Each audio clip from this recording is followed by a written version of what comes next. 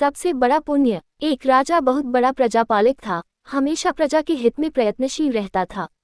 वह इतना कर्मठ था कि अपना सुख, ऐशो आराम सब छोड़कर सारा समय जन कल्याण में ही लगा देता था। यहाँ तक कि जो मोक्ष का साधन है अर्थात भगवत भजन, उसके लिए भी वह समय नहीं निकाल पाता था। एक सुबह राजा वन की तरफ भ्रमण करने के लिए जा रहा था कि उसे एक देव के दर्शन हुए। राजा ने देव को प्रणाम करते हुए उनका अभिनंदन किया और देव के हाथों में एक लंबी चौड़ी पुस्तक देखकर उनसे पूछा, महाराज, आपके हाथ में यह क्या है?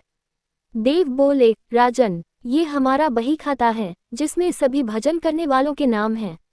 राजा ने निराशायुक्त भाव से कहा, कृपया देखिए तो इस किताब में कहीं मेरा नाम भी है या नहीं। देव महाराज किताब का एक एक पृष्ठ उलटने लगे, परंतु राजा का नाम कहीं भी नजर नहीं आया। राजा ने देव को चिंतित देखकर कहा, महाराज, आप चिंतित ना हो, आपके ढूंढने में कोई भी कमी नहीं है। वास्तव में ये मेरा दुर्भाग्य है कि मैं भजन कीर्तन के लिए समय नहीं निकाल पाता और इसीलिए मेरा नाम यहाँ नहीं है। उस दिन राजा के मन में आत्मग्लानि सी उत्पन्न हुई, लेकिन इसके बावजूद उन्होंने इसे नजरअंदाज कर दिया और पुनः परोपकार की भावना लिए दूसरों की सेवा करने में लग गए। कुछ दिन बाद राजा फिर सुबह वन की तरफ टहलने के लिए निकले तो उन्हें वही देव महाराज के दर्शन हुए। इस बार भी उनके हाथ में एक पुस्तक थी।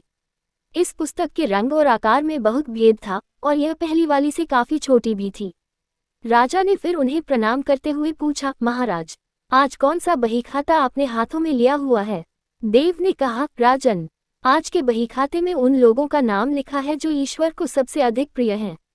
राजा ने कहा, कितने भाग्यशाली होंगे वे लोग, निश्चित ही वे दिन रात भगवत भजन में लीन रहते होंगे। क्या इस पुस्तक में कोई मेरे राज्य का भी नागरिक है?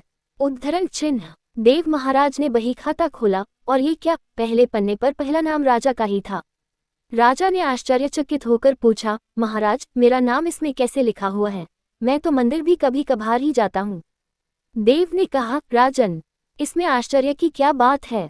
जो लोग निष्काम होकर संसार की सेवा करते हैं, जो लोग संसार के उपकार में अपना जीवन अर्पण करते हैं, जो लोग मुक्ति का लोभ भी त्याग कर प्रभु के निर्बल संतानों की सेवा सहायता में अपना योगदान देते हैं, उन त्यागी महापुरुषों का भजन स्वयं ईश्वर करता है। ऐ राजन, तू मत पछता कि तू पूजा पाठ नहीं करता, लोगों की सेवा कर, तू असल में भगवान की ही पूजा करता है।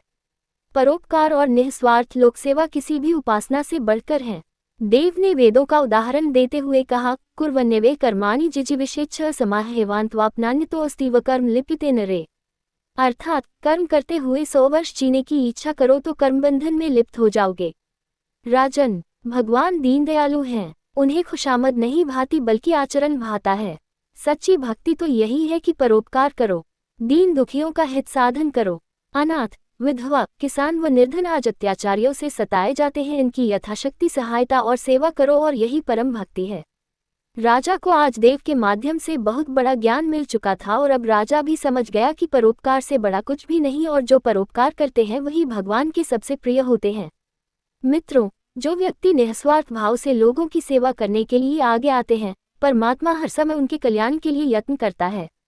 हमारे पूर्वजों ने कहा भी है, परोपकाराय पुण्याय भवति, अर्थात दूसरों के लिए जीना, दूसरों की सेवा को ही पूजा समझकर कर्म करना, परोपकार के लिए अपने जीवन को सार्थक बनाना ही सबसे बड़ा पुण्य है।